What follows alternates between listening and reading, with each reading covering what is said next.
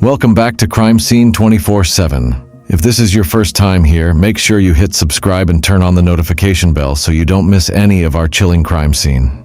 Here, we dig deep, we investigate hard, and we bring you stories the mainstream left unsaid. So encourage us by engaging in our videos, subscribe if you haven't, like, comment, and share. She arranged every detail, the meeting place, the timing, the weapon. She even handed over cash. She believed she had struck the perfect deal, but the killer she hired was wearing a badge. Dalia Dippolito thought she was paying for her husband's murder, planning a botched burglary cover. Instead, she walked straight into a trap, hidden cameras, staged crime scenes, and an undercover cop standing in for the hitman. As authorities played the footage back, she broke down believing her husband was dead. But the truth was about to be revealed, and what investigators discovered about the man behind the trigger stunned even veteran detectives. This is the story of a wife's lethal betrayal, and the undercover sting that exposed her deepest intent. And before we continue, a quick shout out to Amy Cutting, one of our amazing viewers who's always engaging with the stories we share here. Your support means a lot, and it reminds us why we keep digging for the truth behind every case. Thank you, Amy. It began in Boynton Beach, Florida, not in some dark alley or remote criminal den, but in a quiet suburban driveway. A familiar face, a married couple, Dalia and Michael Dippolito. To neighbors, they appeared as any ordinary couple, the kind who wave hello, maintain flower beds, and share silent routines. But behind closed doors, tension had been mounting. Dalia, in her 30s, had grown increasingly frustrated with her marriage. Michael, a modest worker and stay-at-home husband, was often treated by Dalia's family as the problem. Divorce loomed, but with financial complications and custody fears, the stakes were high. Then, in early 2009, Dalia took a fateful step. She approached a man she believed to be a contract killer, someone with experience and discretion. She offered him $200 in cash, enough to carry out the murder while making it appear like a burglary gone wrong. She even asked, "Will you take care of everything? Leave no trace?" What she didn't know was that the man she contacted was cooperating with Boynton Beach police, a surrogate, an undercover operative hired to enact the plot. Hidden microphones were placed, cameras were installed in the meeting rooms and the vehicles. Every conversation was recorded. On a deceptively calm evening, Dalia escorted the man to her home. She led him inside, carefully maneuvering him to what she said was the location of Michael. She guided his hand, spoke in whispers, and explained where the weapon should be aimed. She believed the plan was coming together. Then, the moment arrived. She thought she had signaled success, that the deed would be done. But instead of murder, there was confusion. Instead of bullets, there were flashing lights. Police burst in. The undercover operative stood revealed, badge in hand. Hidden within the walls and furniture, cameras captured her every reaction, her tears, her panic, her attempts to explain. She fell to her knees and sobbed as officers placed her in handcuffs. She had planned murder, or so she thought. But in reality, she was attending the coronation of her own downfall.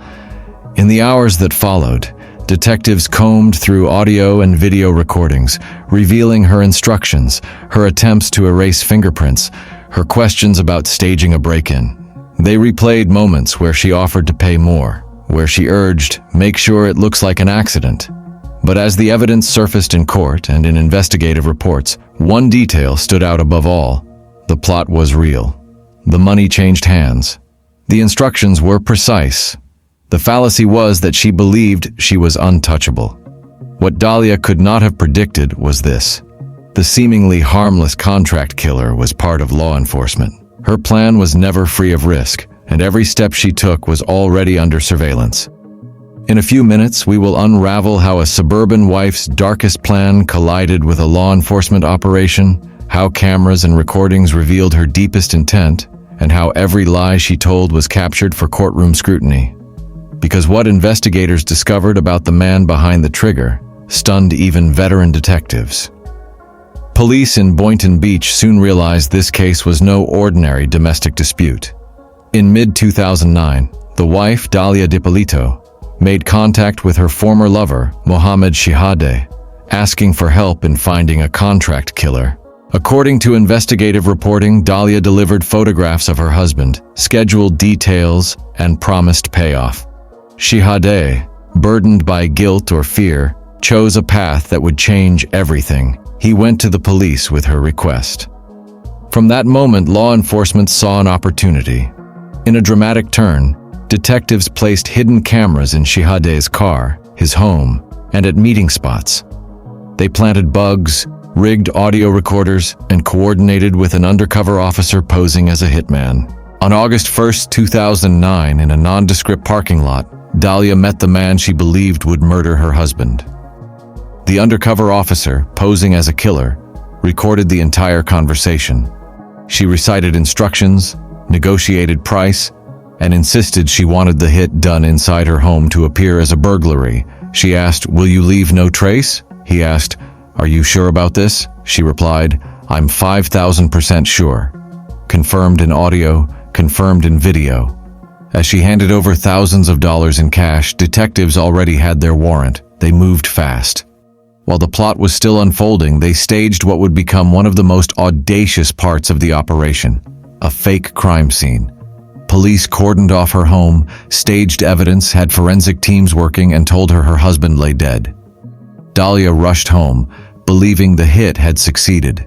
Cameras captured her reaction: sobbing, disbelief, collapsing to her knees. She was pulled inside by officers, then taken to the station for questioning. Only later did they disclose that the killer was a cop, the crime scene fake, and the entire plot recorded from start to finish. The recordings, 23 minutes of incriminating audio and video, became the centerpiece of prosecution. They showed Dalia's precise directives: where to shoot, how to remove prints, how to tamper with evidence. Prosecutors later revealed that before hiring a hitman, Dalia tried other more subtle routes. She allegedly planted drugs in her husband's car to get him arrested, maybe even attempted poisoning, anything to gain control over assets and his property. Her defense contested many points. They claimed entrapment, procedural errors, and argued the police were more interested in creating surveillance footage and TV content than seeking justice. But whether she was entrapped, manipulated, or fully complicit, the tape left little room for doubt, because in that audio, she gave the orders. And when investigators played it back in the courtroom and in appeals, they watched her words seal her fate. Yet in the courtroom silence, a twist would emerge. One that would force the public to rethink whether the plot was purely hers or someone else's idea. When the state of Florida formally charged Dalia Dippolito in late 2011, the courtroom became the stage for a drama that would captivate national media. In Boynton Beach, reporters lined up behind velvet ropes. Camera lenses focused on Dalia's expression: defiant, nervous, calculating. The prosecution's case was built largely on undercover evidence. The 23-minute video and audio recording showed Dalia detailing how the killing should be done, where to shoot, how to stage it like a burglary, how to remove fingerprints. Prosecutors walked jurors through those tapes line by line. Witness after witness was called. The supposed hitman testified, wearing a police badge under his clothes. He described how Dalia insisted on perfection and refused to leave loose ends. The accomplice-turned-agent paused, speaking of the day he realized she thought she was meeting a real killer. But the defense struck back. The entire sting was entrapment, they argued. They claimed officers baited her into a crime she didn't fully intend to commit. They questioned the chain of custody, jury selection, and whether Dalia was coerced. Her attorneys asserted she was trying to make a TV reality segment, and that officials used the case for sensational headlines. Public reaction was intense. Across social media, people argued, was she a mastermind or a woman pushed too far? Talk shows dissected her every word. Advocacy groups debated police ethics in undercover operations. In December 2011, the jury found Dalia guilty of solicitation to commit murder. She was sentenced to 20 years in prison. The courtroom erupted, tears, gasps, cameras flashing. Critics, however, saw this as incomplete closure. They questioned the fairness of the trial, especially where undercover methods and media coverage were concerned. Many wondered whether she received a fair trial given all the publicity and the police theatrics. Appeals followed. In 2012, an appeals court overturned the conviction because of difficulties in jury selection. She was granted a new trial. Her case became a lingering part of discussions about entrapment, law enforcement overreach, and rights. Meanwhile, the public remained divided. Some families of crime victims saw the verdict as a victory for justice. Others, particularly critics of aggressive undercover stings, saw something darker. A system that traps people in their own worst decisions. The media cycle never let the case die. Documentaries aired footage, talk shows debated ethics, and conspiracy forums speculated about unseen partners or hidden motivations. Then, years later, a new detail emerged. One that made everyone question whether Dalia was truly the architect of the plot, or merely a player in a narrative written by someone else. Years passed, but the story of Dalia Dippolito refused to fade. Every appeal, every court date drew new headlines. In 2016, after years of motions and retrials, Dalia once again stood before a Florida judge. This time, the prosecution doubled down, replaying the chilling video. Dalia sitting calmly in the car, giving detailed instructions about killing her husband, Michael Dippolito. Her tone, cold, deliberate, froze the courtroom. "5,000 up front," she said, "and I'll have the rest when it's done." Jurors watched her face as the footage played. Some looked away. Others took notes when the detective testified that she never flinched when shown a staged photo of her husband's body. The officer's voice cracked slightly when he recounted how she ran her hands through her hair and whispered, "Is he really dead?" before thanking him for letting her know. But here came the twist. New evidence surfaced. Hours of body cam and behind-the-scenes footage that hadn't been seen publicly before. Some legal analysts said those recordings revealed how heavily produced the sting really was. It was no longer just a crime scene. It looked like a made-for-TV event. The Boynton Beach Police Department had partnered with a television crew from the show Cops, documenting the operation from the moment it began. Defense lawyers pounced. They claimed the cameras encouraged officers to exaggerate, to play up emotion for television. They argued that Dalia's reactions were manipulated by how the situation was staged. The fake crime scene, the police lights, the filming. Meanwhile, online audiences were watching the raw footage go viral. Millions saw the moment Dalia broke down crying at the fake death notification. Some believed her tears were guilt. Others believed they were panic from being caught in a spectacle she no longer controlled. A retired profiler interviewed by ABC said, "This was a woman who wanted control, not chaos. But the operation itself created chaos, and once that started, there was no way for her to stop it." In the second retrial, jurors deliberated for less than 2 hours. Once again, guilty. The judge's gavel struck sharply, echoing through the chamber. This time, the sentence was 16 years in prison. The twist deepened when transcripts from private jail calls emerged. Dalia spoke cryptically about someone telling her it would be handled and being set up for TV. Investigators dismissed it as deflection, but conspiracy theorists saw something more. Reporters revisited her early life, her move from New York to Florida, her quick marriage to Michael, her fascination with money and appearance, her pattern of deception. The more they unearthed, the clearer the narrative became. This was a woman living in a web of lies that finally tightened around her. Yet even now, some insist she was the victim of a sting gone too far, that her actions were morally wrong, yes, but legally manipulated. The question that still haunted the public was simple. Was Dalia Dippolito a cold-blooded would-be killer, or the perfect pawn in a performance scripted by others?